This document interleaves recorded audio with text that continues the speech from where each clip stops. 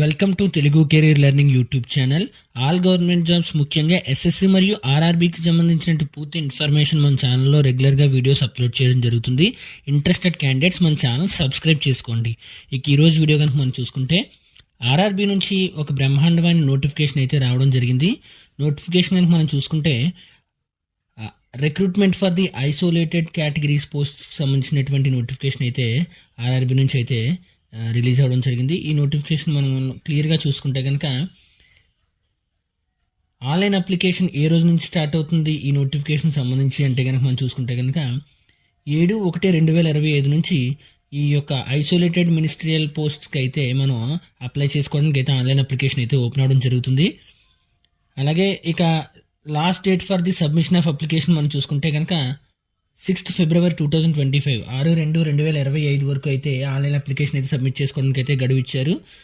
ఇక application fees payment కూడా మనం చూసుకుంటే 7/2/2025 వరకు అయితే ఉండడం జరుగుతుంది. అప్లికేషన్ ఫీజు వచ్చేసి యూఆర్ ఓబీసీ క్యాండిడేట్స్కి వచ్చేసి 500 రూపీస్, ఎస్సీ ఎస్టీ అలాగే ఫీమేల్ క్యాండిడేట్స్కి వచ్చేసి 250 రూపీస్ అయితే అప్లికేషన్ ఫీజు అయితే ఉండడం జరిగింది. ఇక నెక్స్ట్ విషయం మనం కనుక చూసుకుంటే ఈ నోటిఫికేషన్ సంబంధించి ఏజ్ లిమిట్ ఏ ఏ కేటగిరీస్ వారికి ఎంతో ఏజ్ లిమిట్ ఉంది అన్నది కనుక మనం చూస్తే age limit EWS OBC candidates age limit కనుక మనం చూసుకుంటే 18 to 33 ఇయర్స్ అయితే వీరైతే యూఆర్ క్యాండిడేట్స్కి అయితే ఉండడం జరుగుతుంది. అలాగే ఇంక ఓబీసీ క్యాండిడేట్స్ కనుక మనం చూసుకుంటే కట్ ఆఫ్ డేట్ వచ్చేసి అప్పర్ కట్ ఆఫ్ డేటు 2/1/1989 అయితే ఉండడం జరిగింది.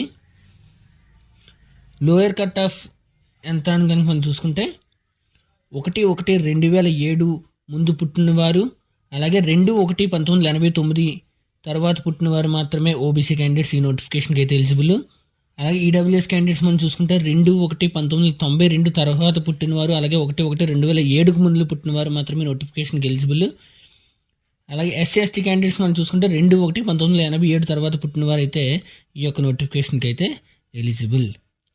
ఇక నెక్స్ట్ కనుక మనం చూసుకుంటే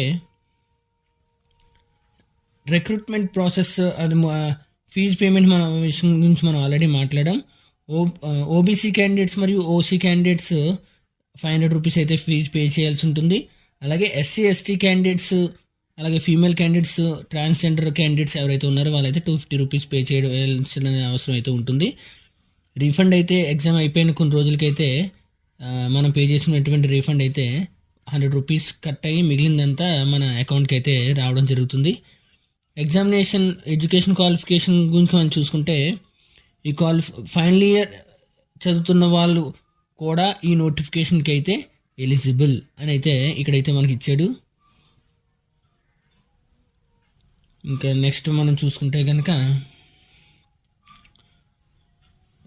ఎగ్జామ్ రిక్రూట్మెంట్ ప్రాసెస్ ఏ విధంగా ఉంటుంది అన్నది కనుక మనం చూసుకుంటే first of all CBT exam అయితే ఉండడం జరుగుతుంది. సిబిటీ ఎగ్జామ్ మనకు ఏమిస్తాడు అని కనుక మనం చూసుకుంటే సిబిటీ ఎగ్జామ్లో పర్సనల్ ఎబిలిటీ నుంచి 50 questions for 50 marks, general awareness నుంచి 15 marks for 15 questions, general intelligence నుంచి 15 మార్క్స్ ఫర్ 15 క్వశ్చన్స్, మ్యాథమెటిక్స్ నుంచి 10 questions for 10 marks and general science నుంచి 10 మార్క్స్ ఫర్ 10 క్వశ్చన్స్.